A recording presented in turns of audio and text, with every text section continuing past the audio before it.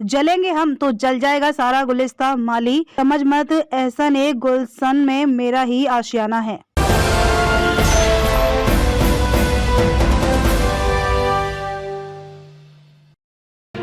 जलेंगे हम तो जल जाएगा सारा गुलिस्ता माली, समझ मत सेहन एक गुलशन में मेरा ही आशियाना है।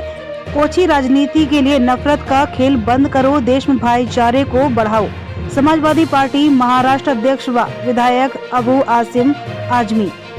दोस्तों, मैं भारतवर्ष जो एक लोकशाही, जो एक जमहूरी मुल्क है, उस मुल्क का रहने वाला हूं। हम गंगा जमनी तहजीब में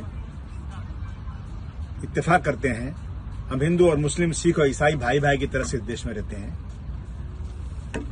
क्या यही जमहूरियत है कि आपने एक मस्जिद जो कही जा रही है कि मंदिर तोड़ के बनाई गई थी, इसकी सारी इंक्वायरी हुई। सुप्रीम कोर्ट के जज साहब कहते हैं कि वहां मंदिर थी, ये कोई सबूत नहीं है।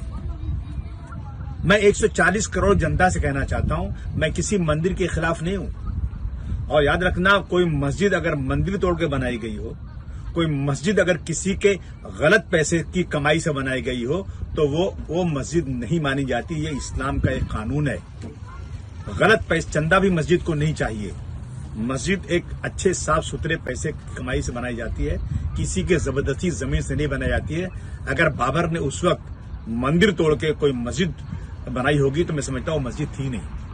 लेकिन ये सबूत नहीं, आज तक सबूत मिला नहीं। सुप्रीम कोर्ट के जज कहते हैं कि उसके नीचे खुदाई में मंदिर थी, ये सबूत नहीं। 1949 की रात में उसमें मूर्ति रखी गई, कोई प्रकट नहीं हुए, रखी गई। ये बिल्कुल सच्चाई है। बहुत लोग मेरी बात को बुरा मानेंगे, लेकिन सच्चाई है। मूर्ति रख दिया, कह रहा हूं, अल्लाह प्रकट हो गए, ठीक है। उसके बाद 6 दिसंबर को बाबरी मस्जिद पूरे दिन के उजाले में लाखों लोग गए और उस मस्जिद को मिसमार कर दिया, किसी को सजा नहीं दी। वाह मेरे देश का कानून, वाह। एक छोटा सा झोपड़ा टूट जाता है, कोई तोड़ देता है तो उस पर केस चलता है, लेकिन इतनी बड़ी मस्जिद को मिसमार कर दिया कोई नहीं। जैसा आप कहते हैं कि मेजॉरिटी चाहती थी इसलिए वहां मंदिर बन गई मंदिर, चलो ठीक है। हमने कोई मुसलमान ने इसके खिलाफ कुछ नहीं कहा। कल मंदिर बन गई, ओपनिंग हो गई, लेकिन झंडे लगाकर मुस्लिम एरिया में जाकर के जय श्री राम का नारा लगाकर मस्जिद के सामने मुसलमानों को छेड़ा जा रहा है कि तुम बोलो बेटा, तुम बोलो, तुम्हारी हैसियत क्या है इस मुल्क में, मुझको बताया जा रहा है। मैं इस देश के वो लोग जो बड़ी कुर्सियों पर बैठे हुए हैं, मैं उनसे गुजारिश करना चाहता हूं, मत छेड़िए, मत परेशान कीजिए हमको। हमने इस मुल्क के लिए खून दिया है, हम इस मुल्क के चाहने वाले हैं। हमने पाकिस्तान मुर्दाबाद बोला है, हमने हिंदुस्तान जिंदाबाद बोला है, हमने हिंदुस्तान के लिए जान दिया है लाखों की तादाद में।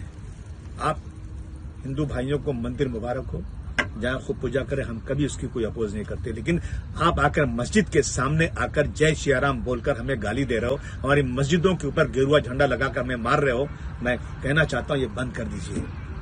एक्शन का रिएक्शन होता है। जलेंगे हम तो जल जाएगा सारा गुलसिता माली, समझ मत सहने गुलशन में मेरा ही आशियाना है। बंद कीजिए इसको, भाईचारगी बढ़ाइए। इतनी ओछी राजनीति मत कीजिए देश में कि जहां हमारी गंगा जमनी तहजीब, हमारे देश की जो पुरानी हमारी विरासत है, वो खत्म हो जाए।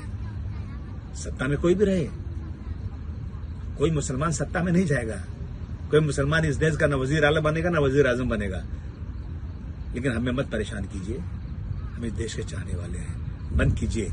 मैं पुलिस डिपार्टमेंट से, प्राइम मिनिस्टर से, चीफ मिनिस्टर से, होम मिनिस्टर से गुजारिश करना चाहता हूं, जो लोग झंडे लगा करके मस्जिदों के पास जाकर नारे लगा रहे हैं, जो मुस्लिम इलाके में जहां कोई भी गैर मुस्लिम आबादी नहीं, वहां जाकर जो झगड़े कर रहे हैं उसको बंद करें। ऐसे लोगों पर जबरदस्त तरीके से आतंक बढ़ाने का जो है केस लगाइए और इंसाफ कीजिए इस देश में।